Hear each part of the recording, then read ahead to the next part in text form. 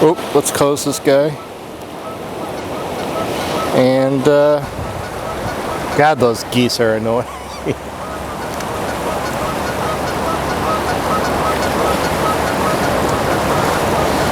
But Garrick, everybody loves the geese. No, everybody doesn't love the geese. They shit all over the place. You step in it, and then you slip in it and blow your knee out.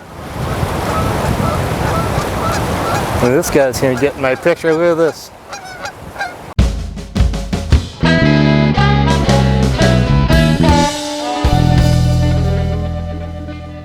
Every once in a while it's nice to just stay close to home, but yet get out and do some shooting and try to see the world around you that you see every day, but try to see it in a different light, so to speak. And that's really what I was up to today. I just wanted to go down to the kayak shoot right in downtown Yorkville. This is the Fox River, runs right through the heart of Yorkville, and yeah, so I just wanted to come down here and shoot some long exposures to see if I could capture this area like I've never captured it before.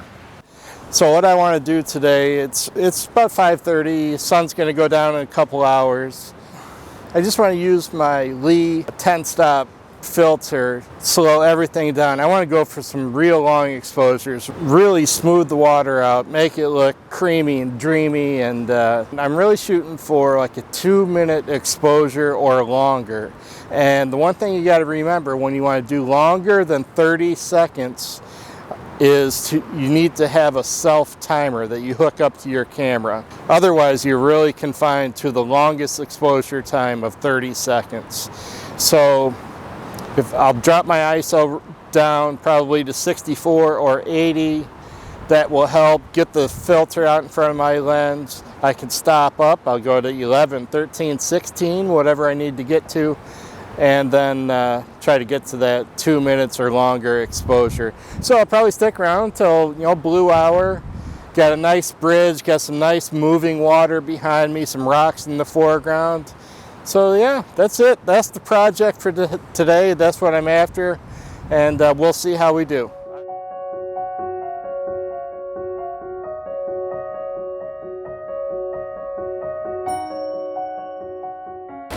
You got the rushing water, then you got another line of rocks, then you've got the little island out there with the tall grasses, then you got the bridge, and then the ominous sky. So yeah, that's what I'm seeing, and it's important, if you want to take beautiful images, you have to be able to see, I know this sounds dumb, you have to be able to see the image within the scene. That's the hard part. Not everybody can do that. Some of the guys on YouTube, Thomas Heaton, just throw the one name, why not? He can do that. Not everybody can do that, but you have to be able to see the image within the scene. If you can do that, you can make some beautiful, beautiful pictures. Everybody can make a beautiful picture once in a while, but consistently, to do that, you have to be able to see the image within the scene. That's not easy. All right, so I've got my first composition set up. I just put the whole Lee system on. I'm just going to drop the 10-stop filter right in front of the lens at f16, ISO all the way down to 64. Right now I'm at 1 second, so that's without the 10-stop.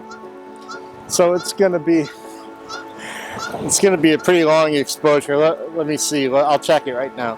So 30 seconds is not going to get us there, which is good. It's what we wanted. The cool thing about this self-timer, it's got a counter right on it. So I'm at 17 seconds right now. So I'm going to let it go to 45 seconds. And this is literally, it's just kind of a guess. It's not the best way to do it, but all right, so 45 seconds wasn't even close to being long enough. So I've got another exposure going.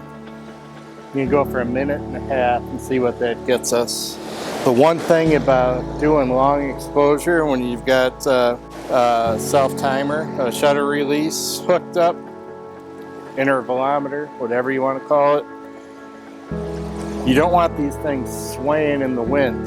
That, camera straps, nothing. If it's going to be attached to your camera, you don't want it swaying in the wind. It's going to cause problems. It's going to give you motion blur. All right, we're at 128, 129, 30. Getting there, but we're going to go for a longer exposure yet. I know a bunch of you out there, this has happened to. Windy day, kind of like what we have right now. That wind's going to cut your camera strap. I'm watching it blow on my M50 right now. It's going to cut your camera strap and knock the whole tripod over, and you're going to be out $200, $300, $3,000, however many dollars for your camera body and your lens and whatever you've got hooked up to that lens. And then another thing about camera straps, you know, when you buy a nice new camera and they give you a fancy camera strap that, you know, says Nikon D850 on it in big, bold, bright yellow letters, that's just advertising, right? For someone, you know, to come and take what doesn't belong to them. So I'm an advocate for just buying a different kind of camera strap, something very generic. The ones that you get from the camera makers anyway are crap, to be honest. I would buy like a Black Rapid camera sling, kind of puts the weight on your shoulder, much better than any camera strap you're going to get from a camera maker that comes with the camera.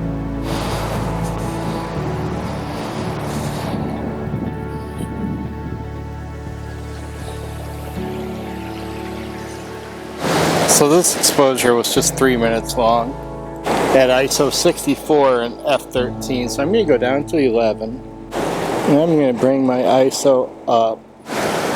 You want to be on manual focus whenever you're doing long exposure, and there's a little switchback so you can close up the viewfinder, which I like that a lot. Alright, so we're going to do another 3-minute exposure. This is a cool shot. It's not going to be on the cover of National Geographic next week, but it's a cool shot. I really love that blue. The blue's right on the horizon. I know you guys can't see it right now. The blue is like right on the horizon. Then it's just ominous, gray and murky and wavy. I wish I just brought my 24-70 because I wish I had a wider lens, but this is all right. We're at 2 minutes.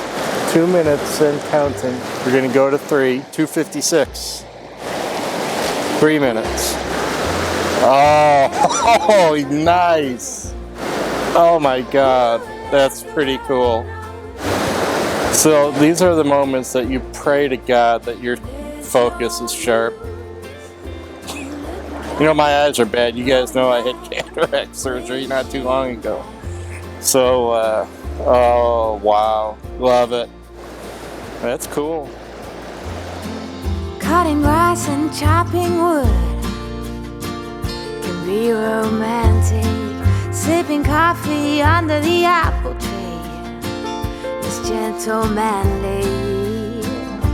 Well, you're a good man, quite the best man, a real fine man. So we got together with family today. We haven't done that in a long time, and almost everybody was vaccinated. So we were together with family, like no air hugs, you know, like the real thing, no masks. God, it felt good. Celebrated my dad's 80th birthday. May 9th is his birthday, so we did it a little bit early, but we had an opportunity. Some people were in town. So we took it, and yeah, it's just nice. I know everybody that watches this video is wanting to get back to whatever normal is going to be, and I'm right there with you. And today was pretty close.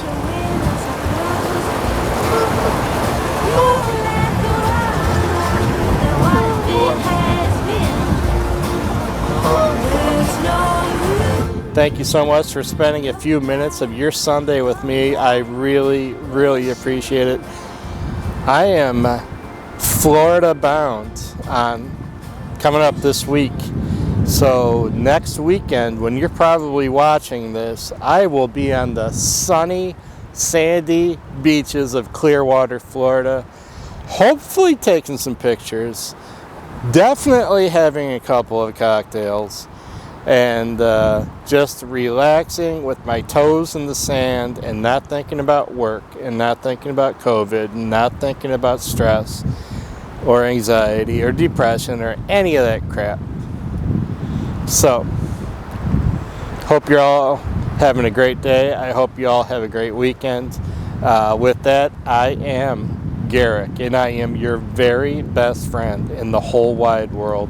So, hit the subscribe, hit the like, share this with your friends. Let them know I'm out here.